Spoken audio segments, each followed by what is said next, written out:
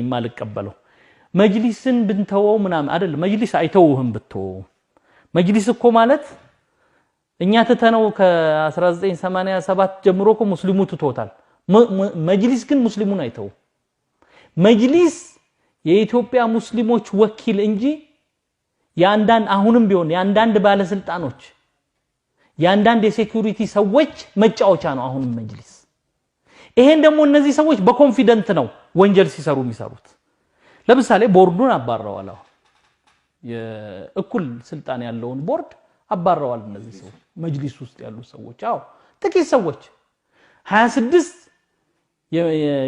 የዑለማ ምክር ቤት አባላትን አባረው ማለት በተለያየ ዘዴ ማለት ነው አባረው ብቻቸውን 7-8 ሰዎች የሚፈነጩበት መጅሊስ ነው አሁንም ቢሆን ከዚህ አልፈው የኢትዮጵያ መጅሊስ የሱፊይ መጅሊስ ነው ሌላው አያገባውም እስከማለት በድፍረት የታገር ነው ያልኳት ጀርመን መሄድ ትፈልጋለህ እንዴ በጣም ከዚህ ሰዓት ጀምሮ ያንተን የውጭ በር አስከፍቻለሁ አሜን ቻው በላቸው ቻው ቻው አሜን ቻው በላቸው አላልካቸው አሜን ቻው በላቸው ቻው ምን ያለ መሰለ ዘሪሁን ከበደ ጉሊቶ የሚል ትኬት ያለው አሜን ቻው አሜን ሃሌሉያ አሜን ቻው ቻው ቻው እግዚአብሔር ቻው በላቸው ቻው ቻው ያልካቸው በርካታ ሰዎች ይጠይቃሉ ለመሆኑ እስልምና ዓለማችንን እየሸፈነ ያለበት ምክንያት ምንድነው ይላሉ ወዳጅ ሆይ እስልምና ውስጥ ስትመጣ የእስልምና አስተምሮት በጣም ቀላል ነው እስልምና ውስጥ የትኛውንም ጥያቄ ጠይቀህ በመልስና በማስረጃ ይመለስልሃል እስልምና ማለት ብቸኛውን ጌታ ለብቻው ነጥለህ ማምለክ ማለት ነው እስልምና ውስጥ ብዙ ራስህን የምታጨናንቅበት ሂሳብ የለም ሶስት አምላክ እንዴት አንድ ይሆናል አንድ አምላክ እንዴት ሶስት ይሆናል ይልክ ራስህን አታጨናንቅም እስልምና ማለት ለማንም ሳታጎበድድ ለብቸኛው ጌታ ስገድ ታዘዝ ማለት ነው ከአድዋው ምድር የተገኘው ወርቅ ኃያል ነው ብዙ ነው የተሰራቀ በጣም ተወዳጅ ነው ወርቆች ወርቅ ይሆን የሚፈልቅ የነጠረው ራሱ የፈጠረው ይወቅ ስሙ ሁሉ ወርቅ ነው የኛማ ጥራት ያለው ከፍ ያለው ቢለካ ወደር የሌለው እኮ የኛ የምርጦች ምርጥ ነው ማነው በሱ ያላጌጠው ማነው በሱ ያልተለካው ይመስክር ሀገሬው ይመስክር አፍሪካዊው ይመስክር ኤሻዊው ይናዘዝ የአውሮፓ ዜጋው ይናዘዝ የአሜሪካ ከአዳም ጀመረ አልኳችሁ ተጽፏል አዳም ኢትዮጵያዊ እንደነበር ግዕዝ ቋንቋ እንደሚያወራ በመሬት እኮ አይበቃንም ላይ እንሄዳለን መላእክት ራሱ የሚያወሩት በግዕዝ ነው ነው እነ ገብርኤልም በግዕዝ ነው የሚያወሩት ብሎ ያምናል 40 ሚሊዮን ነው 50 ሚሊዮን ኢትዮጵያስ ያምናል የመላእክት ቋንቋ ነው ብሎ ያምናል እና እነ ገብርኤልና ሚካኤል ሲያወሩ እና ኩተክ እግዚኦን ይሰብሐክ እያሉ ማለት ነው ይታይ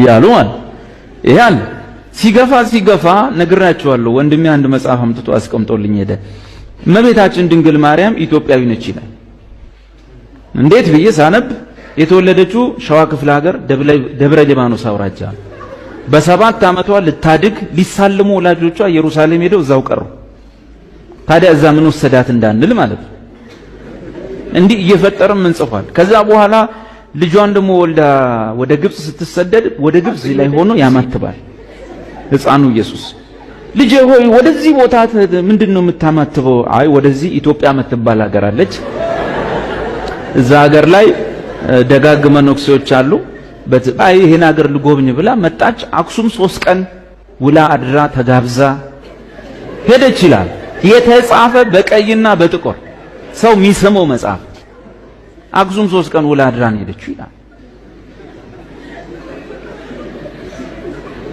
ይሄ ምንድነው ሲባል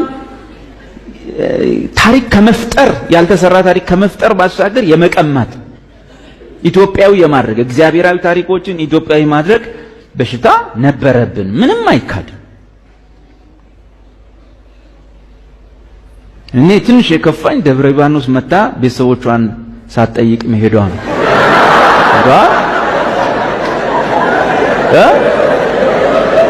የድሮ ጎረቤቶቿን ሳትጠይቅ መሄዷ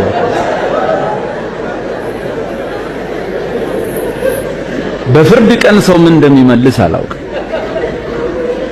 ከዛ ባለፈ ይገፋላል በቃ ኢትዮጵያዊ ማድረግ ዋላ ልጇ ተሰቀለ በሰቀሉት ጊዜ ኡራኤል የሚባል መልአክ መጣ እኔ ኡራኤል የሚባል መልአክ መጽሐፍ ቅዱስ ውስጥ አላየሁም ካለ ሰየው መጣ የጌታን ደም ከጎኑ ላይ ቀዳ በጽዋ ቀዳ ጌታ ሆይ የት ልርጨው አለ በዓለም ላይ ሁሉ ርጭ መጀመሪያ ግን ኢትዮጵያ የምትባል ሀገር መስቀል ላይ ሆኖ ነው የሚያወራው ቆል ነግራችሁ እኮ ነው ትግራይ ክፍለ ሀገር ናግራና አውራጃ ላይ ሄደ እርጭ መጀመሪያ ምክንያቱም ከዛ አውራጃ ደግ ባህታውያን ይወጣሉና መልአኩ ብር ብሎ መጥቶ ትግራይ ክፍለ ሀገር ናግራና አውራጃ መጀመሪያ ረጭ ሰላም አለይኩም ወራህመቱላሂ ወበረካቱ ዛሬ አንድ ቪዲዮ ይዤላችሁ መጥቻለሁ ይህ ቪዲዮ 15 ሰከንድ ነውና አንድ ልብ ብላችሁ እንድታዩልኝ ፈልጌ ነው እስኪ ወደ ቪዲዮ እንሂድ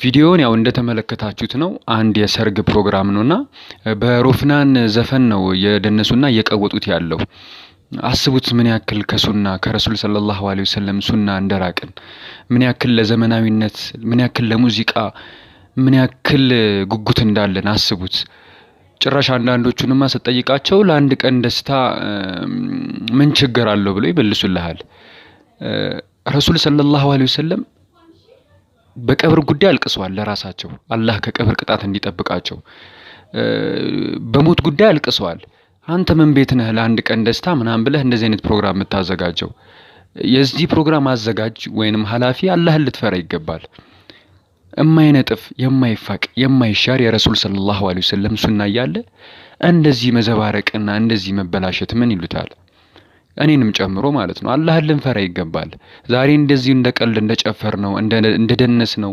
እንደቀወጥ ነው አይደለም አንድ በጣም መፈራውና በጣም የሚያስደንግጠኝ ሐዲስ ልንገራችሁ አንድ ሰሃባ ምን አለ ከኛ ባልደረባኮ አንድ ሰው ሲሞት በጣም ከመደንገጣችንና ከመፍራታችን የተነሳ ፍስስ ስንል ነበር አለ hatta ወፎች መተው ጭንቅላታችን ላይ አርፈው ረጅም ሰዓት አርፈው እስኪ ሄዱ ድረስ አናቅም ነበር አለ አንተ ምን ቤት ነህ እንደዚህ አይነት ፕሮግራም የምታዘጋጀው ምን ውል ተገብቶልህ ሰበብ ወንድና ሴት በሐራም መንገድ ጓደኝነት ይጀምራሉ በተለይ ካፊሩ ላንቺ ብዬ ለስለምልሽ ይልና ያታላታል ለምን ላ ኢላሃ ኢላላህ ሙሐመዱር ረሱሉላህ ታላ ሰልሟል ማለት ነው ብላ ትታለላለች ለነሱ በንግግር የሚገኝ ኩፍር ወይ ኢማን ስለሌለ በዲናቸው ከልቤ እስካላመንኩ ድረስ በመላሴ እንደፈለኩ ብናገር ምንም ችግር የለውም ስለሆነ ለዲኑ የሱን ዲን ስለማይነካበት በመላሱ ላ ኢላሃ ኢላላህ ብሎ እሷን መያዝ ግን ይፈልጋል ከዛ ነገ ካረገዘች ወይ ከወለደች በኋላ ወደ እምነቴ ተመልሻለሁ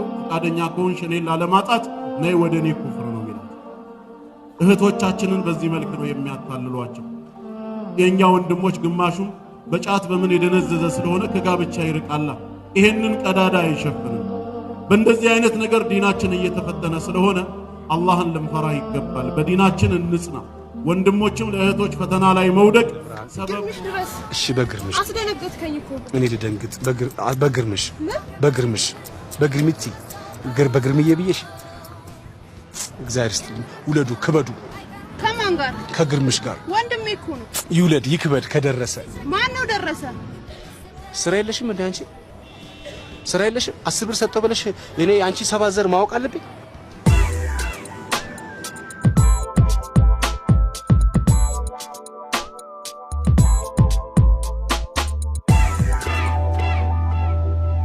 ስላይነ ብርሃን ሰፈራችንን ለመድካው ሌላኛው በከንቱ ብየዋለሁ ምን ይሄው ጮሃለሁ ምንም አይዞ ቆጣ ካላልክ ራብን ታስታግሳለህ ወደ ስራው ይመለሱ ደንበኞቹ እንዳያመልጡት ስላይነ ብርሃን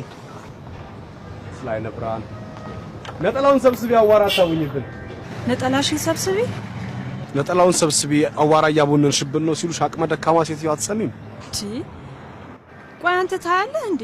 ባይ ከእናንተ ቤት አይን ይጠፋል። ይቅርታ በጣም ይሄው ለማንኛውም እግዚአብሔር ይስጥሽ። ረጋ በል እንጂ ልመናና ቁጣ ረሃብና ቁንጣን አብሮ አይሄዱም። አሁን ብር እንጂ ምክር አያስፈልገኝም። እርሶ ደግሞ ቁንጣን ያውቃሉ ለመሆኑ? ልመናና ቁጣ ረሃብና ቁንጣን ግጥም ነው እኮ የጻፉት። አውቀዋል። አሳትሙት።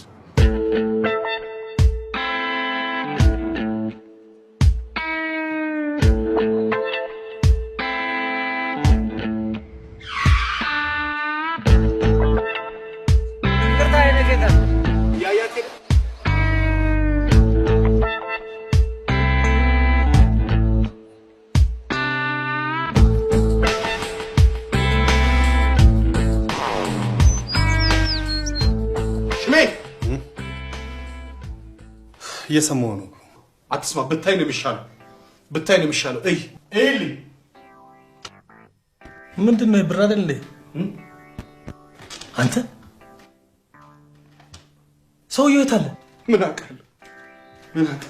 ያው ኤችቲ 410135 ኤፍፒ 86 ተነጥፋተኛ አያይም ብለው እኮ አያይም ብለው እያየህ አትቀበልም? እኔ አያይም አሉ። አያይም እኔ እኮ አላይም እኮ ለነሱ እኮ አላይም እኮ። ስራ ነው አይደል? አምነን ገብተንበታል። ቢዝነሳችን ነው አይደል?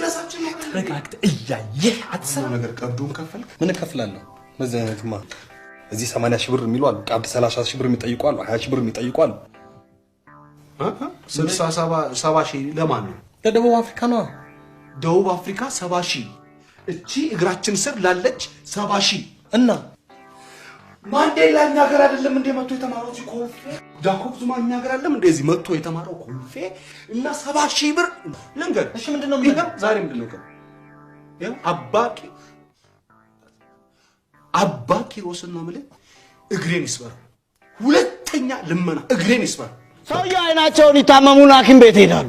ጋሼ የእርሶ የአይን ችግር ሾርት ሳይት የሚባለው ነው፣ ከዚህ መነጽር ያስፈልጎታል ተባሉ። ሰውዬው አቅም የለኝም ብለው አሮጌ ተራ ሄደው መነጽር ይገዛሉ። አሮጌ ተራ የተሸጠላቸው መነጽር አንዱ ሾርት ሳይት አንዱ ሎንግ ሳይት። ሰውዬው ተቸገሩ። ሐኪም ቤት ተመላልሰው ሄዱና ሐኪም እኔ ተቸግሬያለሁ አሉ። ምንድነው የተቸገሩ ሲባል እቤቴ ቀድሜ እየደረሱ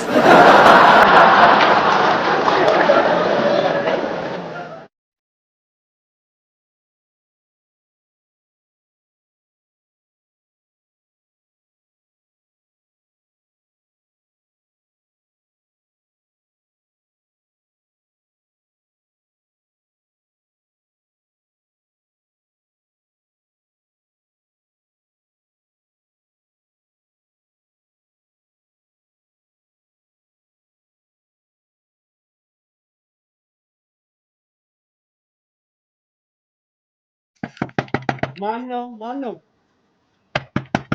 ቆይ ልከፍት ነው። ማን ነው? ጋሽ ደህና አደርክ ልጄ? እግዚአብሔር ይመስገን። ምን ነው በጠዋት ጋሽ? ያው እቺ እንትኗ ሰሞኑን እኮ የተደባበከኝ የምትገባው ነገር ትንሽ አስጨነቀችኝና። አው እኮ አንተም ልጄ ነህ? አው የቤት ኪራዩን እኮ አው እንግዲህ የሶስት ወርን ቤት ኪራይ በቃ ትቼልሃለሁ። ምን አሉኝ ጋሽ? ትቼልሃለሁ። እግዚአብሔር ይስጥልኝ ጋሽ፣ በጣም አመሰግናለሁ። እንደ አባት ነው ማለት። አሁን እኮ ግማሹን ይዤ ልስጦት እያልኩ ቁርስ ራሱ እኮ መብያ አልነበረኝ። ቁርስ ልትበላ? አዎ ጋሽ ልትበላ። አዎ በጣም ነው የማመሰግነው። እርሶ እንደ አባት ነው ማለት፣ ትልቅ ሰው ነው። በጣም አመሰግናለሁ። ተኙ በቃ። ምን ነው ሳይነጋ ተነሱ። እግዚአብሔር ይስጥልኝ።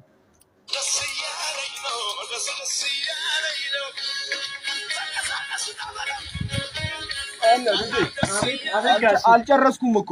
ምን አሉኝ? አልጨረስኩም። ደስ አለ? እግዚአብሔር ይመስገን በጣም ደስ ብሎኛል። በጣም ነው ደስ ያለ። አዎ እኔም እኮ የሶስት ወር ክራዩን ብከፍለኝ እንደዚህ ነበር ደስ የሚለኝ። በላውን ቀጥ ብለህ እቃን ጓዝን ሳትል ቀጥ ብለህ ውጣ። እንግዲህ እኔ ራሴ ትምህርት ቤት በቅጣት የምቀጣው የነበረው ተማሪ ተሳስተ ስትቀጣ የነበረው የዛን ጊዜ ሴት መሀል ነበር የሚያስቀምጡ። ያው ብትጠጊው እግርሽን ነው የምሰብርሽ ጠጋቤ እያልክ አንቺን ብትጠጊያ መሃል የምትቀመጡ የነበረው ዛሬ የ16 እና የ15 ዓመት ወጣቶች ናቸው አይደል? ሁለት ሴት አቅፈው የሚሄዱት መንገድ ላይ እጁ ራሱ አልደርስ ብሎ ተንከራቶ ነው የሚሄደው። ስቃይ አንድማ እኮ ሞኝ እየተባለ ሁለት አቅፎ ነው የሚሄደው። አላህ አርዝሞበት ተሰቃይሏል። ተሰቃይቶ ተንጠልጥሎ ይሄዳል። ይሄ በ16 ዓመት ልጆች እየተሰራ ያለ ነው። ሌላው በ18 ዓመት ወታደርን አጅቦ የሄደ 18 ዓመት ኦሳመቱ ኢብኑ ዘይድ የተባለ የ18 ዓመት ወጣት ነው። ኦሳመቱ ኢብኑ ዘይድ ጦር ነው ይዞ ሄደው ያ ሁሉ ታላላቅ ሰሃቦችን ይዞ ነው ሄደው። ትንሽ እድሜው ትንሽ ነው ተብሎ እስልምና ትንሽ ያረገ የዛ ብሔር ስለሆነ ትንሽ የሚባል ብሔርም የለም። የሰው መለኪያው ሰው